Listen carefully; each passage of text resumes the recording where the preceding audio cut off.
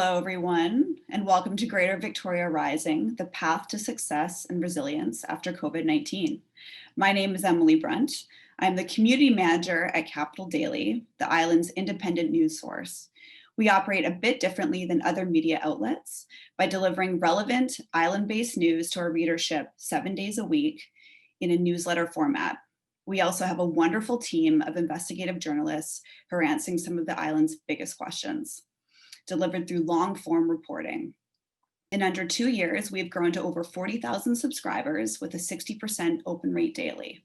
Our vision is to shake up how news is covered on the island, providing it in an easy-to-read format that can be digested quickly. We hope that you'll check us out. We are proud to sponsor Rising Economy Week. It is imperative that we work together as a community to open up the discourse on our path to success and resilience after COVID-19. So, thank you for joining us. I am pleased to introduce Tim Moonen. Tim heads up the Business of Cities, a UK-based urban intelligence firm that helps organizations make the most of the changing 21st century relationships between business and cities. Tim has advised city and business leaders in Amsterdam, Auckland, Brisbane, Helsinki, Oslo, Philadelphia, and 20 other city regions globally on long-term strategies, governance, investment, and development. Tim, I'll let you take it away. Thank you, Emmalee, for that lovely introduction, and thank you for sponsoring today's event at Capital Daily. Much appreciated. Greetings from the UK. Thank you for joining us for this session. I'm really looking forward to sharing with you the fruits of the thinking and the research and the analysis that we've been really undertaking over the last 6 months, pretty much more or less since the very beginning of the lockdown period, which seems so long ago now in a way, when we all entered this unique experiment in new ways of living within cities as much as anything else. And I want to share with you, if you like, our lessons, our observations, and our findings, thinking about the global experience. I'm providing today, if you like, an international perspective on the journey that we perceive Greater Victoria to be on as a region, and the opportunities, but also the risks of acting or not acting over the coming weeks, the coming months, and the coming years. And I think the point we'd like to start with, as I run through my comments over the next 25, 30 minutes, is really to say we're very much still in what you might call the century of cities. The 21st, if the 20th century was the century of the nation state, the 21st century is still very much the century of cities, despite the doomsayers and the doommongers who think that cities are dead, who think that technology means that actually we will all become either suburban or rural and anti-urban. In fact, I think what we're seeing around the world, that COVID-19 is an accelerator of different kinds of ways that cities will succeed, different types of cities, and finding their path to success will emerge as a result of this crisis, rather than it being the death of cities per se. And that in fact, what we're seeing when we're talking and working with leaders, with businesses and investors all around the world, is that they have confidence that cities will rebound, but only some cities and some city regions will really do it as well as others. And actually this will be a great sorting effect over the next few years for the city regions that really strive and manage to deliver the adaptations that COVID-19 is going to demand, and those that fail to do so. So Greater Victoria, as we see it, is very much in this group, if you like, of 600 city regions around the world that are growing. They're in a certain sense urbanizing. They're competing implicitly and explicitly with each other. This means there's a huge amount of competition for mobile activity. There's more opportunity to win some of that activity, but much more risk for those that struggle to do so, that get locked in to formulas or to economies that are too narrow or too short-termist or not equipped for the 21st century. We're seeing as well in this century that this is very much a period of time when there's going to be already an accelerated shift towards Asia, of course, and the whole Eurasian corridor stretching, if you like, all the way from Hamburg to Tokyo.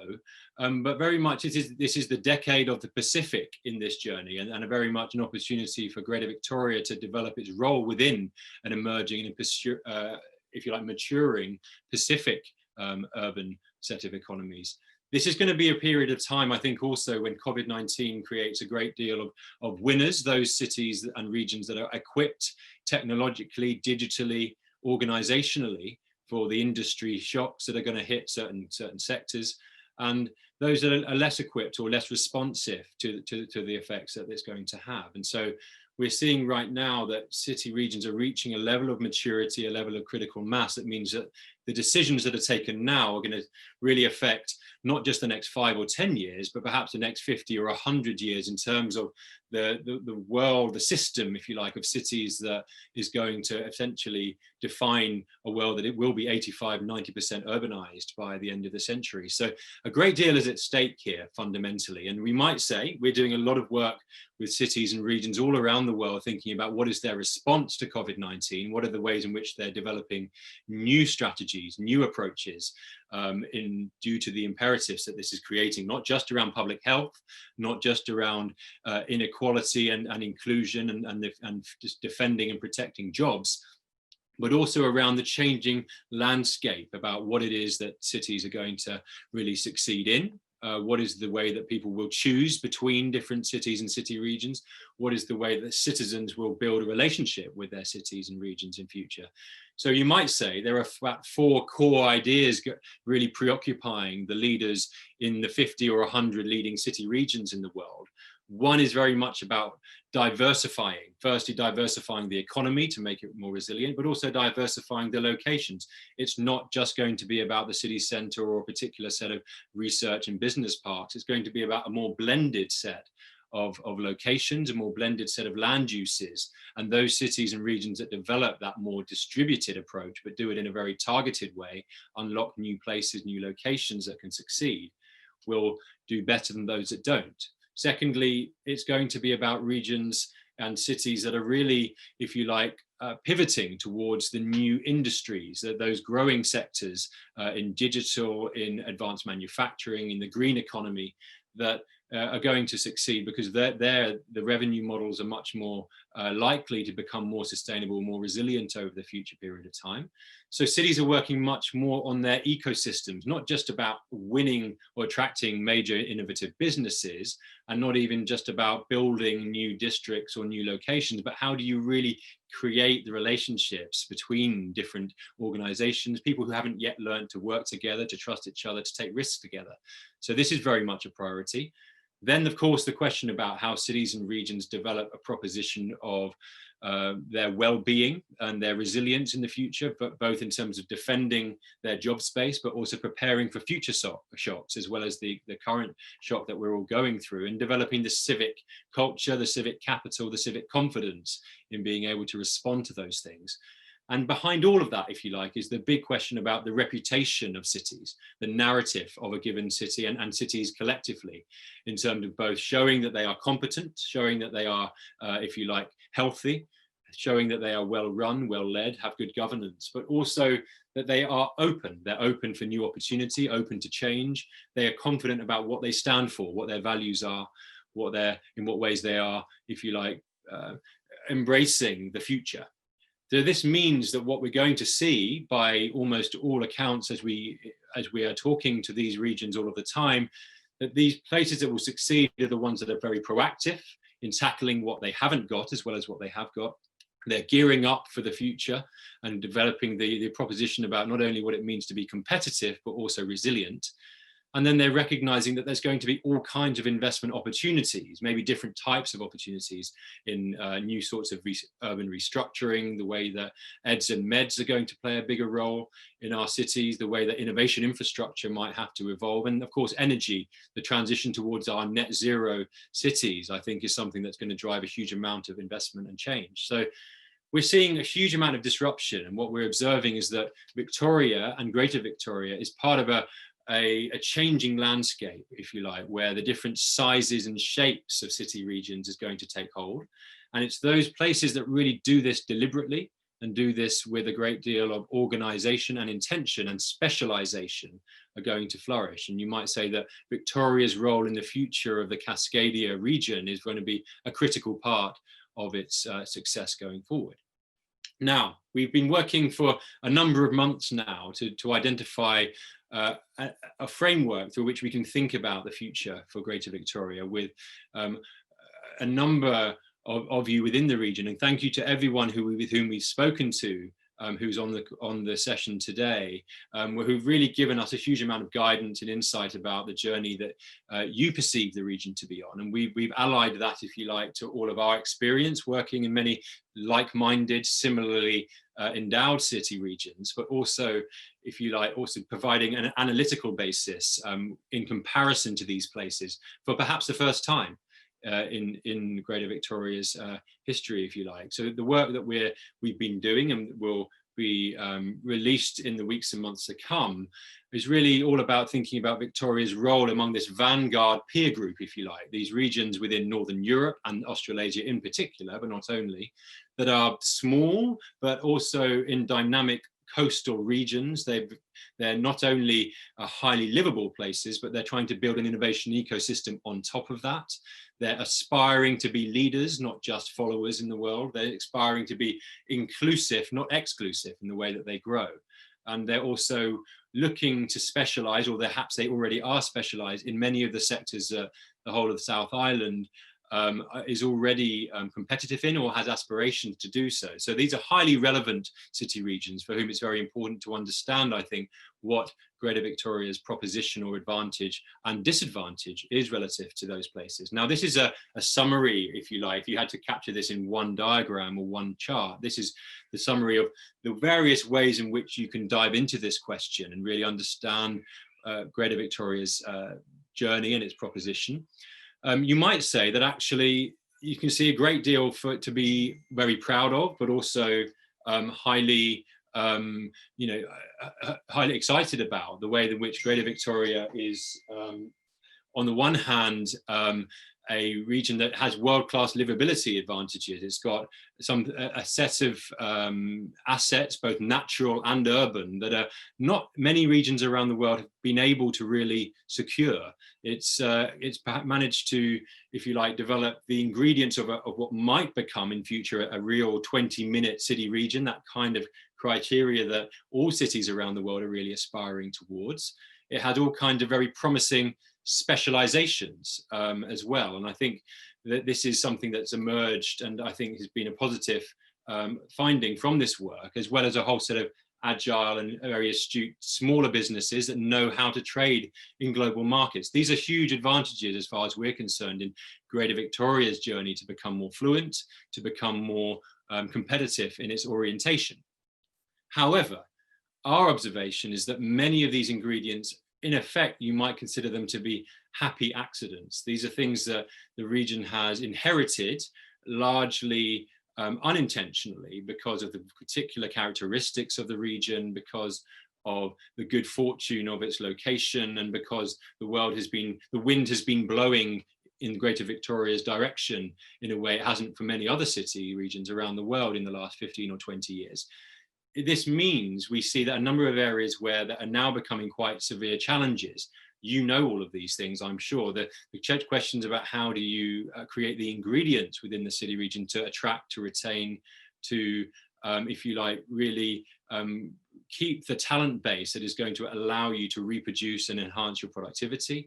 And what is the role in particular of the urban form, the urban fabric, the urban concentration that actually the businesses of the future need and the talent of the future wants? And then, of course, the question about how do you diversify your economy? This work has confirmed that Greater Victoria's economy is quite a lot narrower than many of these other regions that have been on a journey for longer at trying to diversify.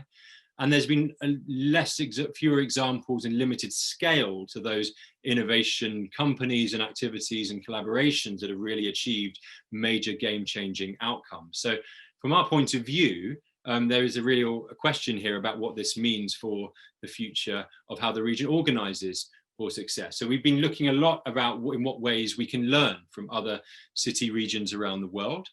Some of those you've seen already in the slides earlier, but also others. And I want to point to 4 things that I think we've really learned that are competitive imperatives, we might say, for the region going forward.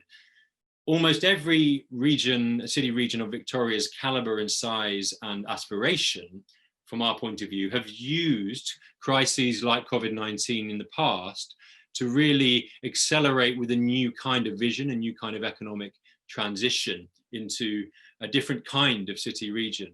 And we might, for example, point to the role and the transition in Miami in the 1990s, a city that went through a whole series of crises, but managed to build an organized approach to diversifying into 7 major sectors, to shifting from its reputation as a, if you like, God's waiting room and a reputation for just being about sun and fun and nothing more, but very much towards one that's about culture, it's about urbanism, it's about diversity, it's about serving international markets, it's about becoming a city of trade, as well as a city of consumption.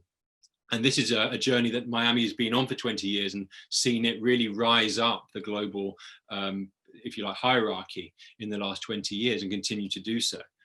What about Christchurch in New Zealand, a city you will know was hugely affected by an earthquake 6 or 7 years ago, and has used that to really think about a new way of thinking of the city centre, of developing innovation districts and real specialization in terms of the locations that it has around the region, and becoming a much more of a clear proposition to talent. These are examples, if you like, of regions that have learned that actually it's in these periods of crisis you have to work together.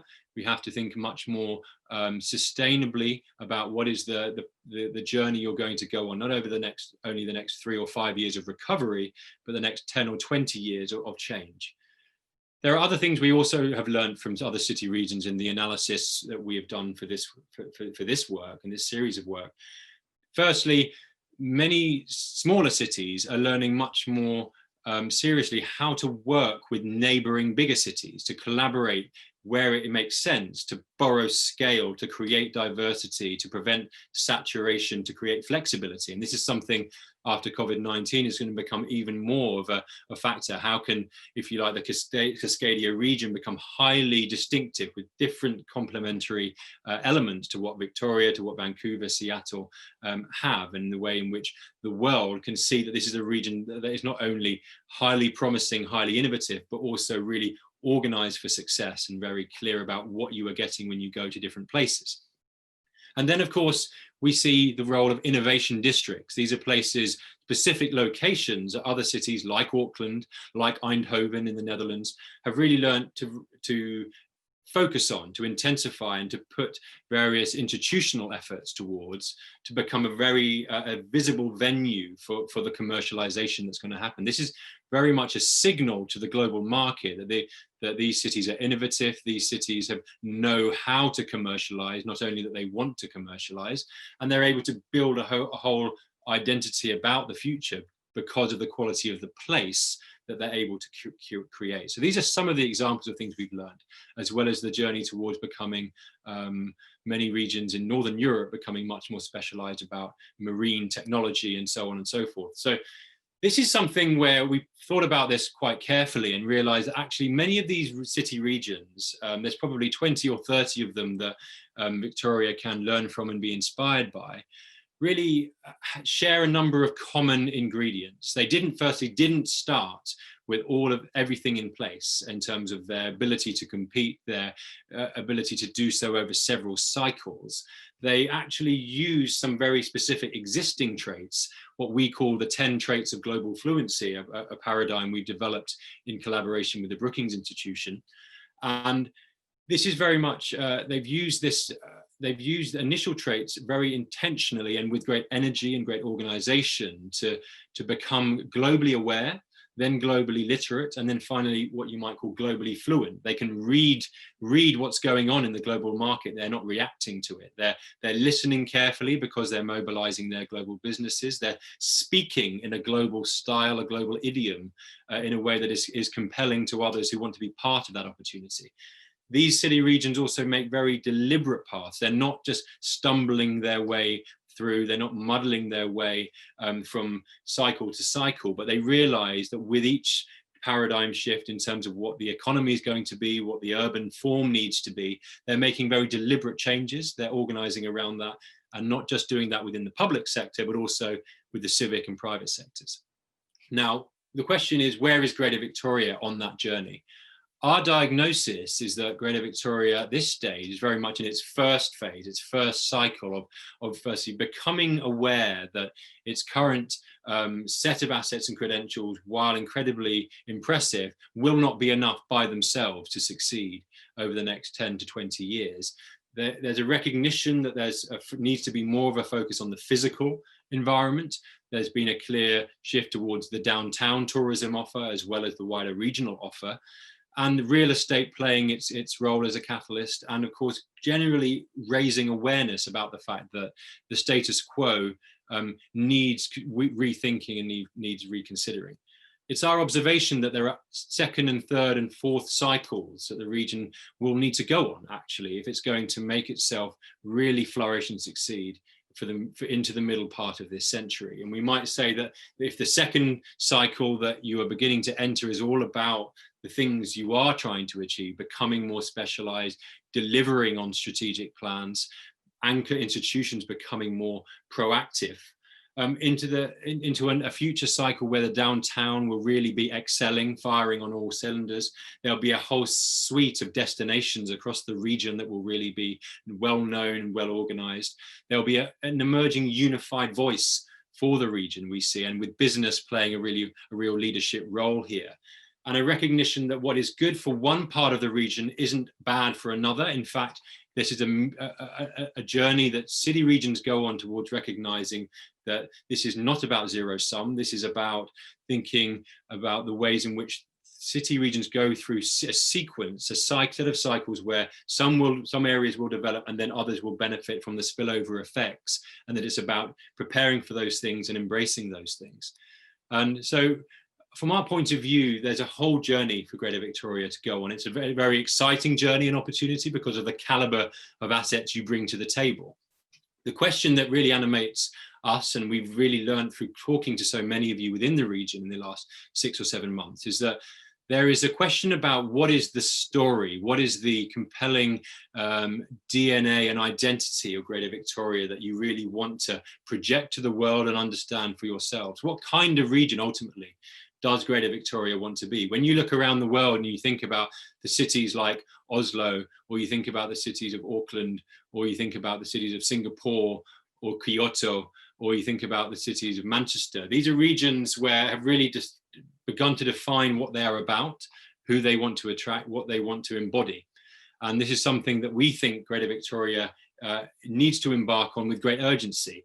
There's a question about what really is your brand, what do you want the rest of the world to think of when they think of the region? What do you want its immediate perceptions and values and memories to be? This is a critical part of going on this journey.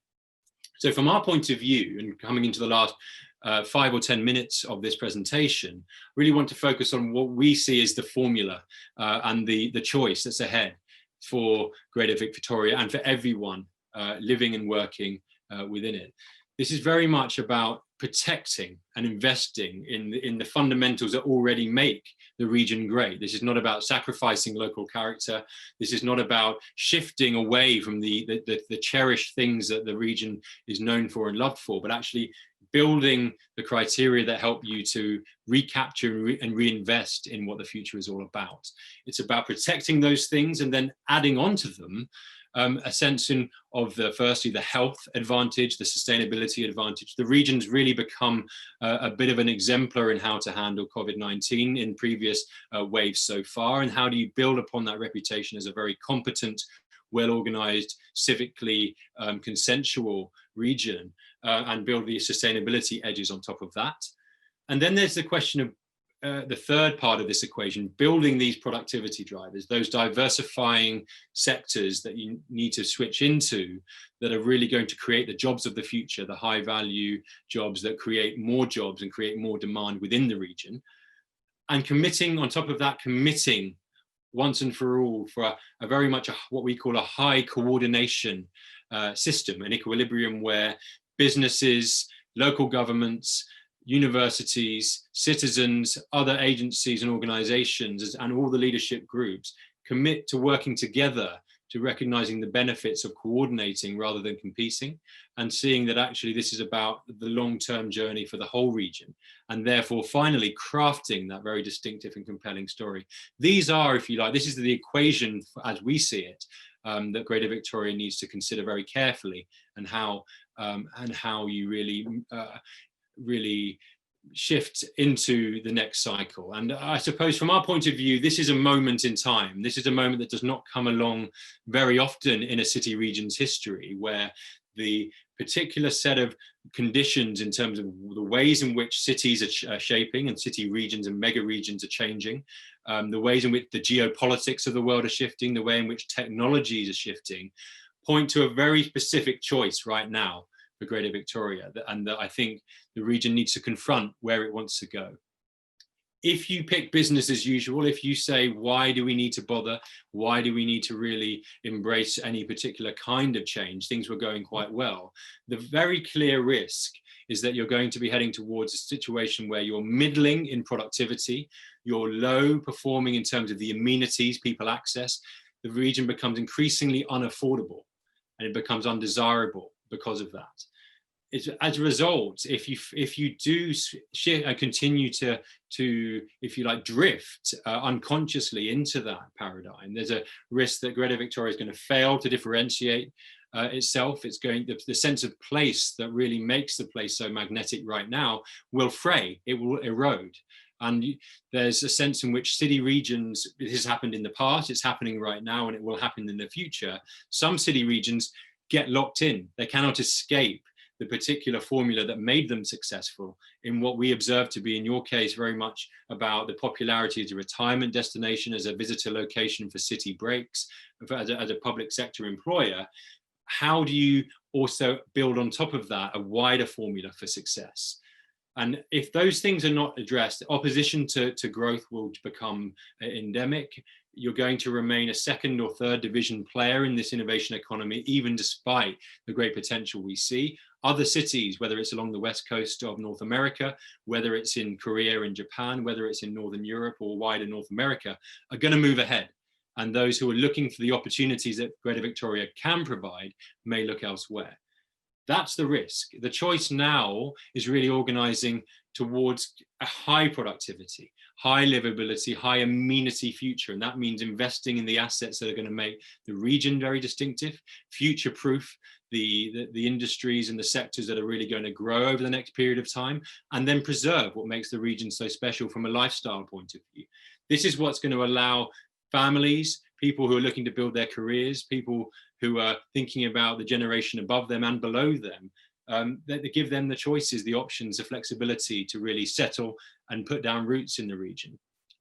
Otherwise, that's going to become something where the affinity and the ability to really invest in the long term in the region will diminish. This therefore requires a shift into the quality of the precincts and the places in the region. And this will produce, if you can produce this quality, a wider conviction, a belief in the good growth, that good growth can be delivered in cities, and that there can be a really rich story for the region to embrace and to enjoy over the coming years and the coming decades. So the big question I think that we really need to confront is, why do this? What is really the benefit, really the promise? And from our point of view, this is not a kind of optional hobby or a luxury sort of thing to do on top of one's core endeavors about delivering for one's own organization, but this is about working together, because actually it can produce so many different outcomes for different stakeholders within the region.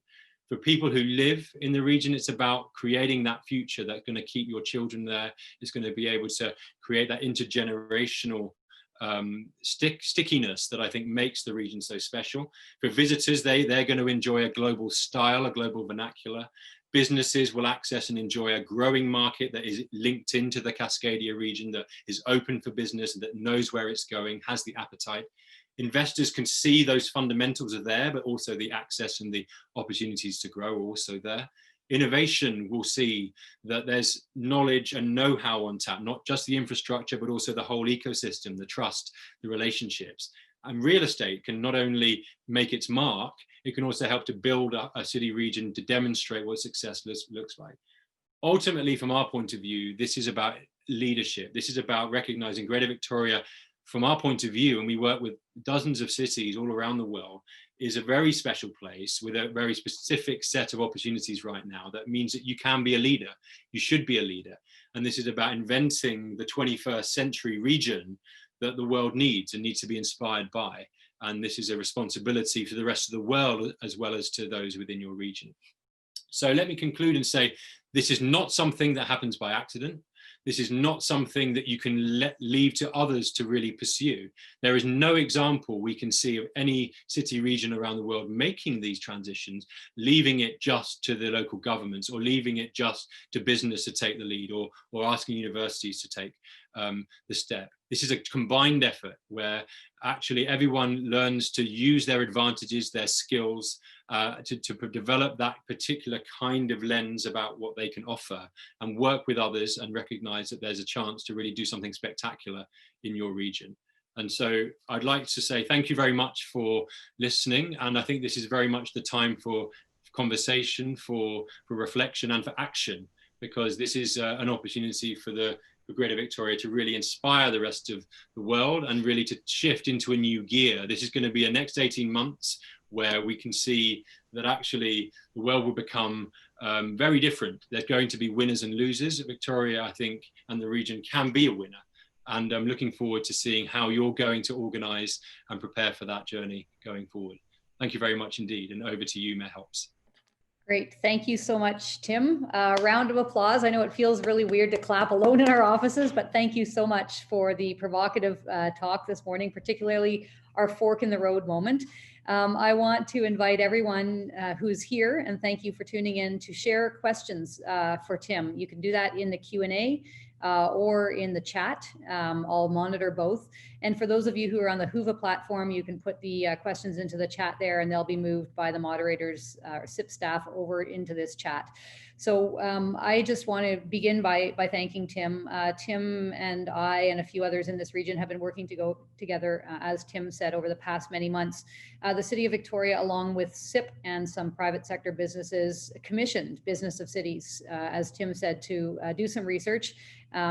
This week is all about Rising Economy Week and the Reboot Strategy, which hopefully you will all read if you haven't.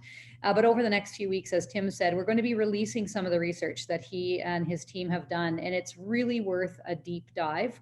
There's some cautions in there, but more than that, there are a whole series of actions that we need to take together as a region.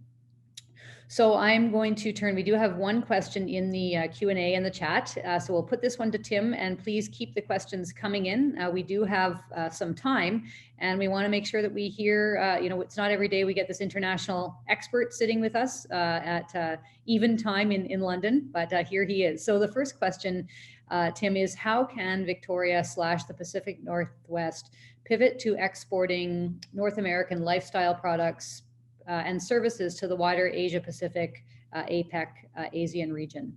So thoughts on how do we grow our exports?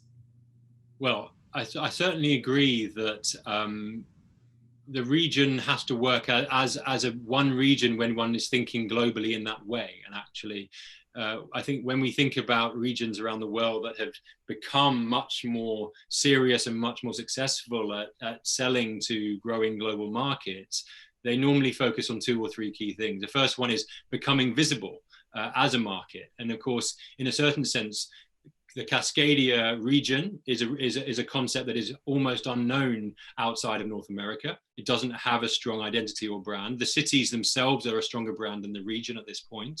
And there is a sense in which there are many people do not actually know what is the innovation proposition, even though there is a sense in which people know certain things are happening in Vancouver, and Seattle's known for what's happened with Microsoft and Amazon and everything else.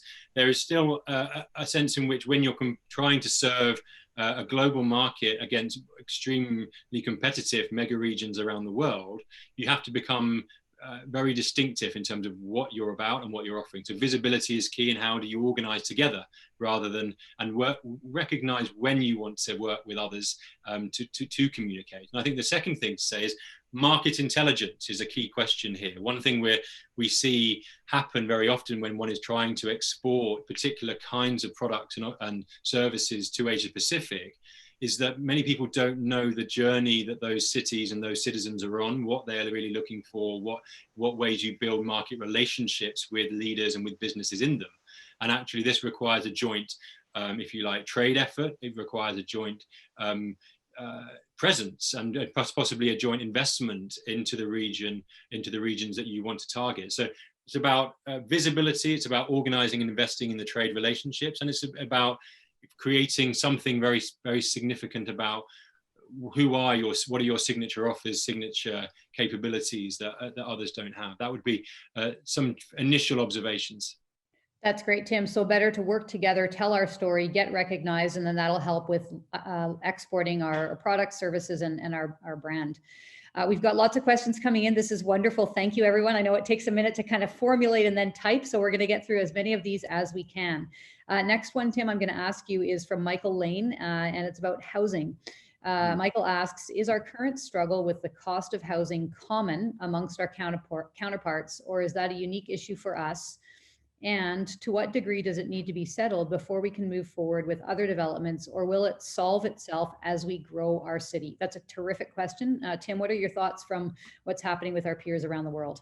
It is a terrific question, and I'd say that no, it will not solve itself. It requires a great deal of careful thinking, great deal of innovation, in fact, as well.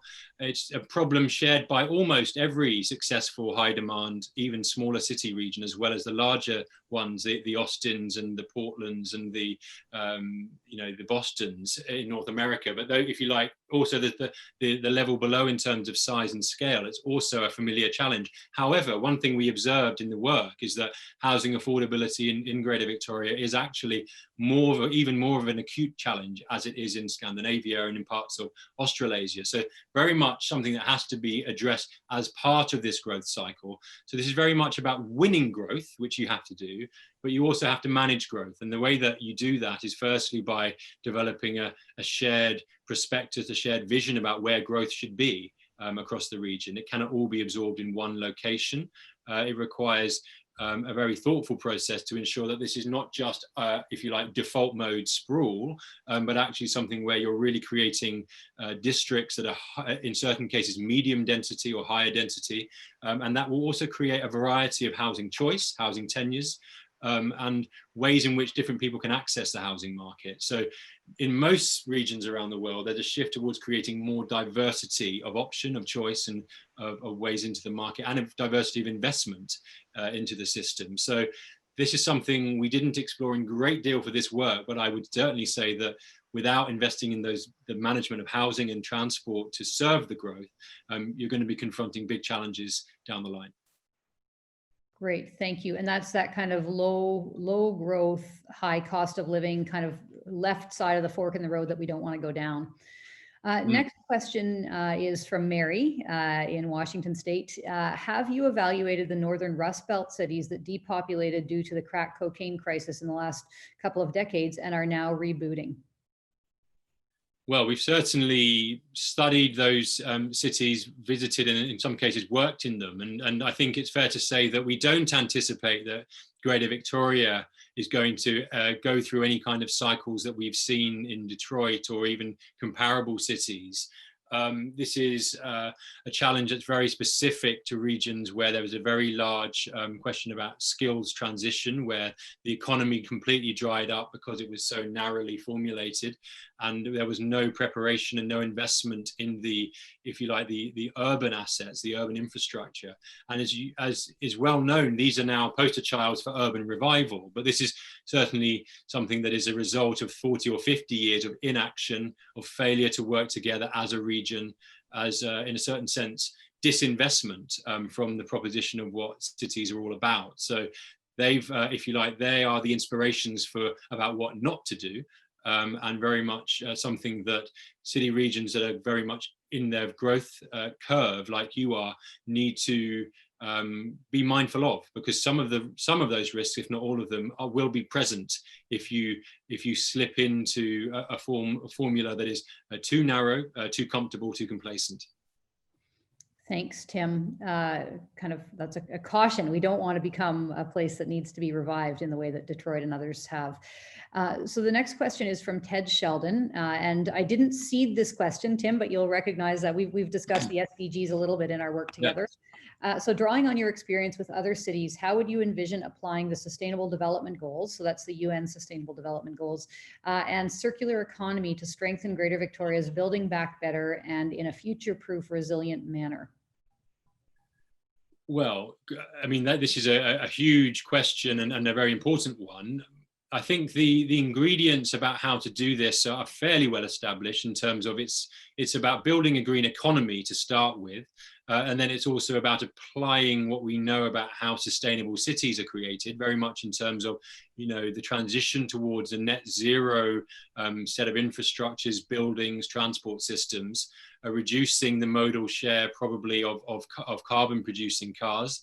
And these, if you like, are very important shifts that we also observe in our analysis that Victoria has to be mindful of, that car dependency is something that, unless it can be managed very carefully, can produce a much less competitive region over a period of time. So that's certainly one element. I'd also just observe that I think applying this involves humility and involved learning from others. In general, we see this as something where it's the cities in Oslo and Bergen and Gothenburg and Helsinki and Stockholm and Copenhagen. Those are the vanguard that Victoria, I think, can become. I think we see Victoria potentially as a region becoming to North America what those cities are to Europe, inspirations, those who people look to touch and feel what it's like to be a sustainable city. So learning from those, and also learning from those in Korea and Japan, the likes of Busan, Kyoto, Sapporo. Those cities are fantastic examples. I would say, you know, we have to think there's not going to be one route to achieving, as you know, there are 17 sustainable development goals. There's no one way of doing this. There's no one silver bullet. One has to be constantly innovating in all domains and learning from others all of the time. Great, thank you. And just to add in, the city's Arts and Innovation District, which is proposed for development at the north end of downtown, we have in Victoria 3.0, which is the city's economic action plan, distinct from the one that we've released with SIP, or that SIP has released this week.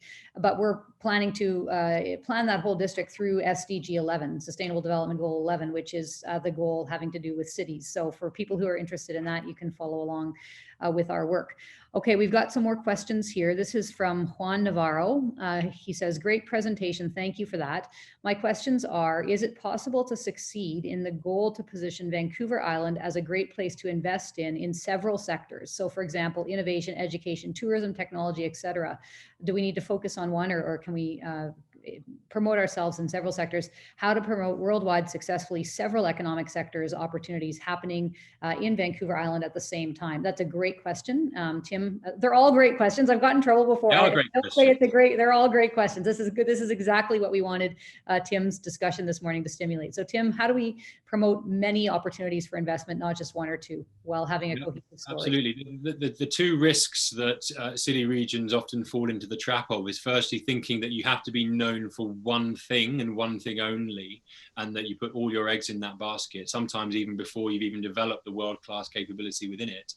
And then the other risk is that you hedge your bets entirely and sort of position yourself generically as successful or capable or willing in all industries and sectors. And I think the journey we see other regions have gone on is to recognizing that you need, on the one hand, 4, 5, 6 or 7, if you like, core, particularly for a smaller city region, maybe no more than a handful of real areas that you promote as your areas of leadership. But that all sits beneath a wider umbrella about what is the region standing for, and where is it going, and what does it embody.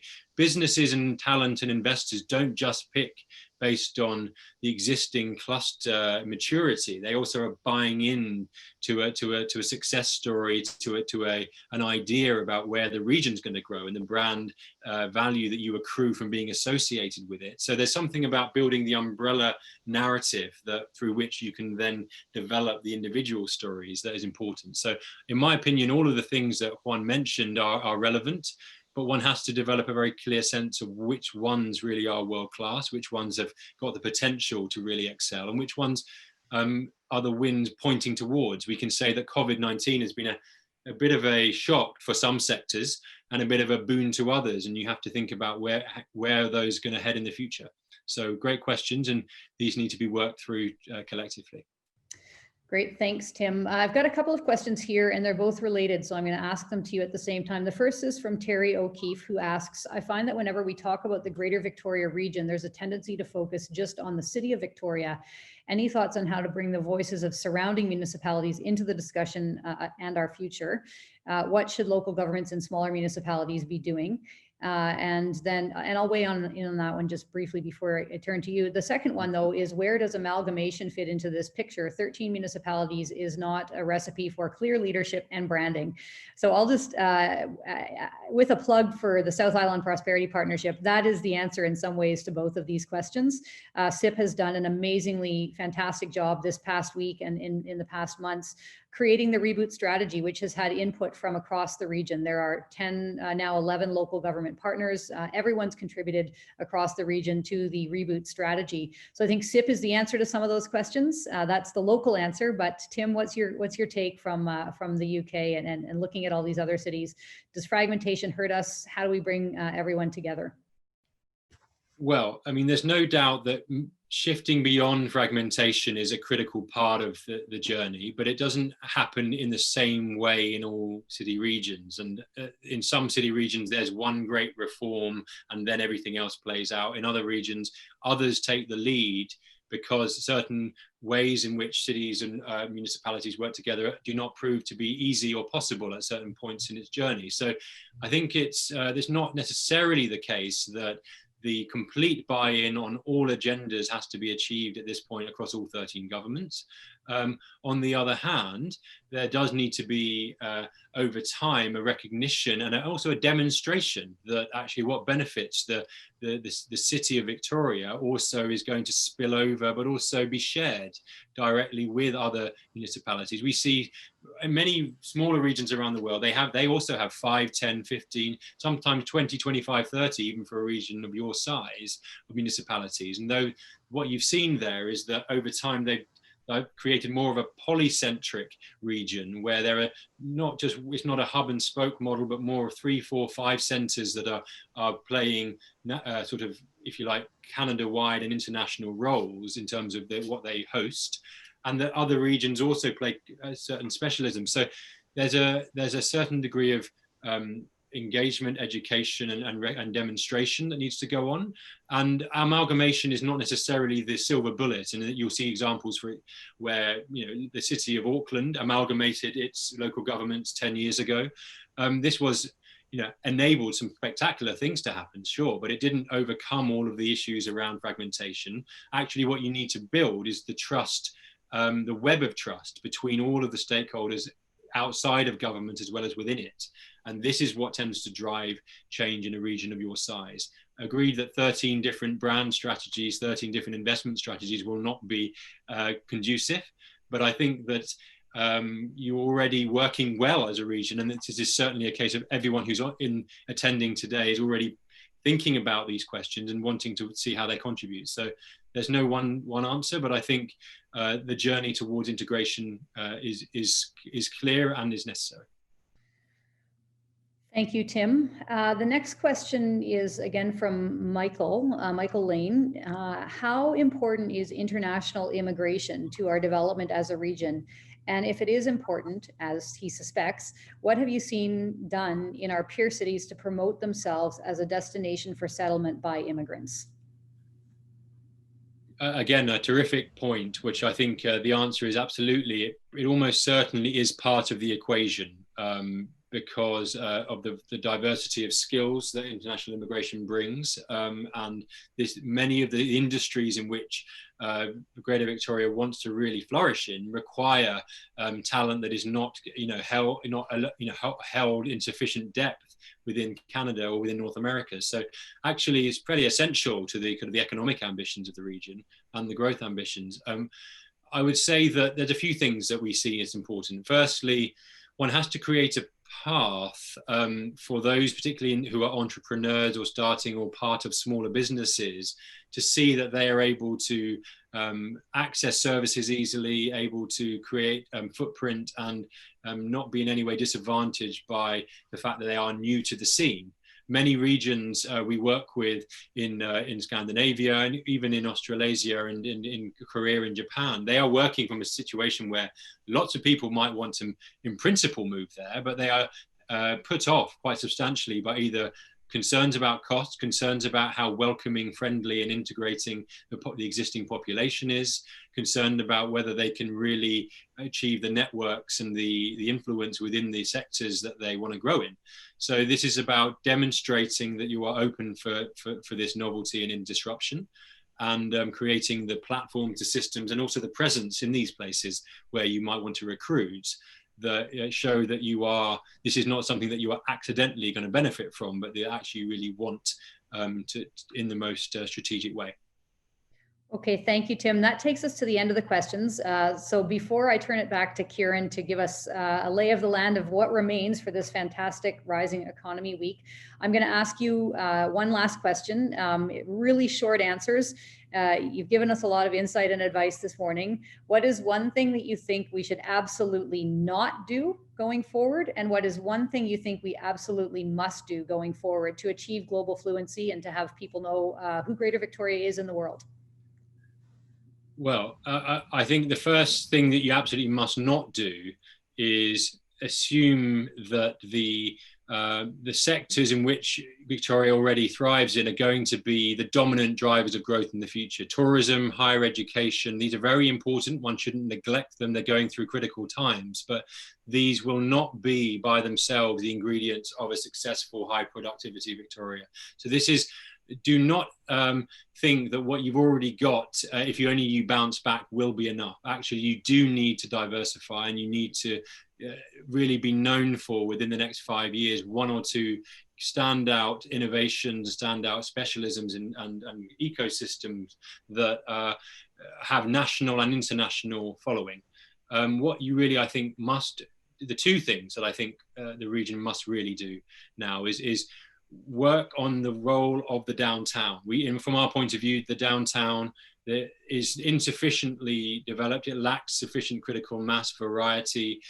These are the ways in which you attract opportunity. If you have a very low intensity urban environment, it never develops the scale or the visibility for others to realize what's going on. And actually, you need the quality that a downtown brings and the variety and the mix. But you also need that scale, and investing in downtown is critical from our point of view. And that doesn't mean at the expense of other things, but it just means prioritizing those ingredients that make other cities that you all love to visit. You love to visit and enjoy and perhaps study and invest in those downtowns because of what they offer. And secondly, I think contributing to and committing to and thinking carefully about what it is that Victoria really wants to be. It feels to us that this is not yet fully crystallized, despite the huge amount of goodwill, the huge amount of willingness to think about the future. There's a if you like, there's a willing choir but no hymn sheet from our point of view. Really working on what that hymn sheet is and getting everyone to see it, feel it, and understand it is two things that I really think over the next 12 months would benefit from great headway. All right. Thank you very much, Tim. Well, we'll leave it to SIP to get the choir organized. At this point, I am going to turn it back to Kieran from SIP, and he's going to let us all know what's happening for the rest of the day. Tim, thank you so much for taking the time for sharing your insights with us, and we may have you back in the future once we release some of the work that you've done with us. It's a pleasure. Thank you.